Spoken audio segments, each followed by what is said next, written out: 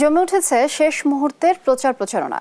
এই নিয়ে সবশেষ পরিস্থিতি জানাতে ব্রাহ্মণবাড়িয়া থেকে যুক্ত হচ্ছেন মেহেদিনুর পরশ, নড়েল থেকে শরীফুল ইসলাম এবং ময়মনসিংহ থেকে ইলিয়াস আহমেদ। প্রথমেই যাচ্ছি ব্রাহ্মণবাড়িয়ায়, সেখানে রয়েছেন সহকর্মী মেহেদি। নির্বাচনী প্রচারণার সবশেষ পরিস্থিতি আমাদেরকে জানাবেন।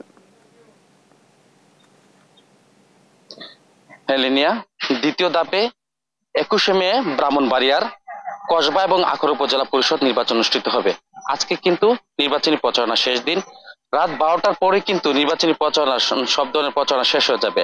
এই শেষ সময় কিন্তু প্রার্থীরা অনেকটা ব্যস্ত সময় পার করছেন এবং প্রার্থীরা কিন্তু ভোটারদের দ্বারে দ্বারে গিয়ে নানা প্রতিশ্রুতি দিয়ে কিন্তু তারা শেষ সময় তারা ভোট চাচ্ছেন।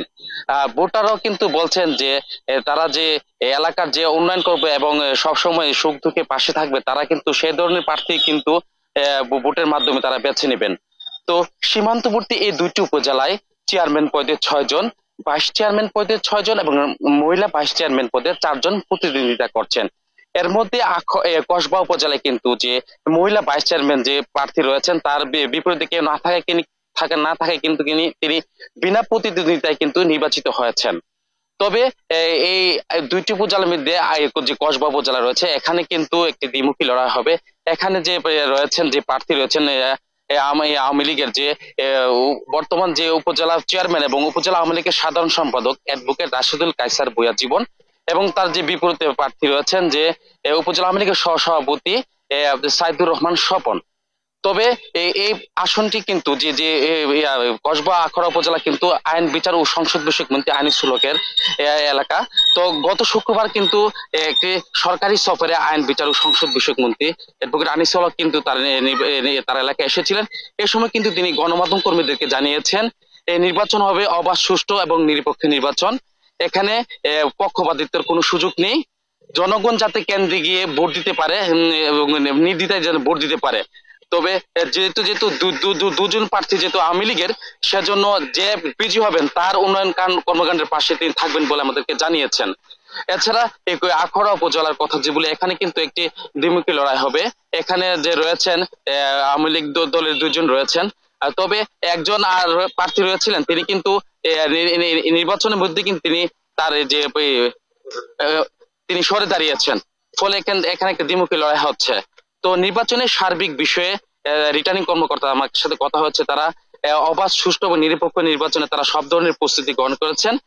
তারা প্রতিটি কেন্দ্রে কিন্তু র্যাব, পুলিশ, আনসার, বিজিবি, আইন শৃঙ্খলা বাহিনী কিন্তু সার্বিক দায়িত্ব পালন করবে, যাতে কোনো ধরনের কোনো বিশৃঙ্খল পরিবেশ যাতে সৃষ্টি না হয়। এই 2 উপজেলায় মোট 129টি কেন্দ্র রয়েছে এবং ভোটার সংখ্যা রয়েছে 4 লাখেরও বেশি।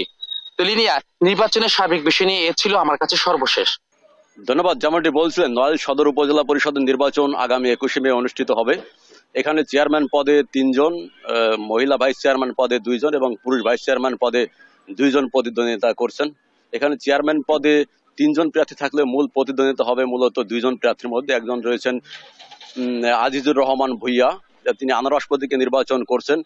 আরেকজন রয়েছেন সদর উপজেলা পরিষদের সাবেক ভাইস চেয়ারম্যান তোফাইল মাহমুদ তুমাদ, তিনি মূলত ঘোড়া প্রতীকে নির্বাচন করছেন। তিনি এই 2 জন প্রার্থীর মধ্যেই মূলত উপজেলা পরিষদের যে দ্বিতীয় ধাপে যে নির্বাচন আগামী 21শে মে অনুষ্ঠিত হতে যাচ্ছে, এদের মধ্যে মূলত ভোট যুদ্ধ অনুষ্ঠিত হবে। একজন রয়েছেন বয়সে তরুণ এবং একজন রয়েছে তরুণ এবং ইসের ভোট মূলত এখানে অনুষ্ঠিত হবে। বয়স্ক তিনি রয়েছেন 7 বারের সাবেক ইউনিয়ন পরিষদের চেয়ারম্যান আজিজুর রহমান ভূঁইয়া, তিনি বর্তমান আনারস প্রতীকে নির্বাচন করছেন। এর আগে তিনি চণ্ডীবাড় ইউনিয়ন পরিষদ নির্বাচনে 7 বারের ইউনিয়ন পরিষদের চেয়ারম্যান ছিলেন। আর তোফাইল মাহমুদ তুফান, তিনি ঘোড়া প্রতীকে নির্বাচন করছেন। এর আগে তিনি সদর উপজেলা পরিষদের ভাইস চেয়ারম্যান হিসেবে 5 বছর দায়িত্ব পালন করেছেন। দায়িত্ব পালন করে এবার তিনি চেয়ারম্যান পদে প্রতিদ্বন্দ্বিতা করছেন। মূলত এখানে ভাইস চেয়ারম্যান পদে রয়েছেন যে মইনুল ইসলাম বাবু, তিনি তালা প্রতীকে, এবং সোহেল সর্দার নামে একজন রয়েছেন, তিনি টিউবওয়েল প্রতীকে নির্বাচন করছেন। মহিলা ভাইস চেয়ারম্যান পদে নাজনীন সুলতানা রোজি, তিনি ফুটবল প্রতীকে, এবং সুন্দরীবালা বাগচি নামে একজন রয়েছেন, তিনি কলস প্রতীকে নির্বাচন করছেন। আমরা ভোটারদের সঙ্গে কথা বলেছি, ভোটাররা জানিয়েছেন যে তারা যারা এলাকার উন্নয়ন করবে এবং এলাকার জন্য যারা কাজ করবেন, তারা সুখে দুঃখে যাদেরকে তারা পাশে পাবেন, তাদেরকে মূলত তারা নির্বাচন ভোট দিতে চান। এছাড়া আমরা যারা প্রার্থীদের সঙ্গে কথা বলেছি তারা আসলে বলছেন যে আমরা এখানে কথা বলতে চাই যারা আমাদের জন্য কাজ করবেন এবং এলাকার উন্নয়নের প্রতিশ্রুতি দিয়ে মূলত তারা কাজকাম করা ভোট চাচ্ছেন, ভোটারদের দ্বারে দ্বারে যাচ্ছেন, সকাল থেকে রাত পর্যন্ত কিন্তু তারা কাজ করছেন, ভোটারদের সাথে যোগাযোগ করার চেষ্টা করছে তাদের সর্বোচ্চ। আমরা কথা বলার চেষ্টা করছি নড়াইল সদর উপজেলা চেয়ারম্যান প্রার্থী জনাব আজিজুর রহমান ভূঁইয়া, তার সঙ্গে আমরা কথা বলার চেষ্টা, তিনি আনারস প্রতীকে নির্বাচন করছেন। আমরা একটু জানতে চাইবো যে আসলে তিনি কেমন ভোটারদের দ্বারে দ্বারে যাচ্ছেন, কেমন সাড়া পাচ্ছেন, সে বিষয়টা আমরা একটু জানার চেষ্টা করছি। জি ধন্যবাদ, একটু জানাবেন যে কেমন সাড়া পাচ্ছেন ভোটারদের দ্বারে দ্বারে। যে ইনশাল্লাহ আশা করি ভোটাররা বড় সাড়া দিচ্ছে এবং ভোটাররা সবাই দোয়া করছে এবং আশা করি আমার পক্ষে রায় দেবে বলে আমার বিশ্বাস। ধন্যবাদ। যেমনটি শুনছিলেন, আমরা জানতে চাইবো যে আসলে তিনি নির্বাচিত হতে পারলে এলাকার জন্য, সদর উপজেলার জন্য তিনি কি কি করতে চান সে বিষয়টা আমরা একটু জানতে চেষ্টা করবো তার কাছ থেকে। জি একটু জানাবেন যে আসলে কি ধরনের উন্নয়নমূলক কর্মকাণ্ড করতে চান আপনি? স্মার্ট বাংলাদেশ গড়ার স্বপ্ন প্রধানমন্ত্রীর, সেই স্মার্ট বাংলাদেশ আমরা গড়তে হলে আমাদের এমপি মাশরাফি মুর্তজা তার সহযোগিতা নিয়ে আমরা এই নড়াইলকে সুন্দরভাবে দারিদ্র্যমুক্ত এবং মাদকমুক্ত এবং সন্ত্রাসমুক্ত করতে আমরা চেষ্টা করব এবং আশা করি সফল হব বলে আমার বিশ্বাস।